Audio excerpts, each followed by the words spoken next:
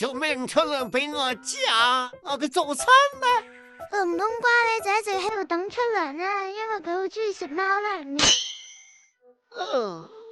吓？人哋食剩嗰啲凍乾水啫噃。唔食啊，成咁 cheap 味。好 cheap 啊。我唔食啦。咁冬瓜咧出咗名係一個新鮮糕啦，即係唔新鮮佢唔食咁樣啦。咁點解出糧啦佢就走開咧？因為主人咧就準備出去啦，所以咧佢又去睇下，佢一定會翻返轉頭嚟食嘅。哎呀，你點知嘅啫？屬於我嘅早餐啊！咁我遲個起身啫，就俾個坤仔啊食晒啦。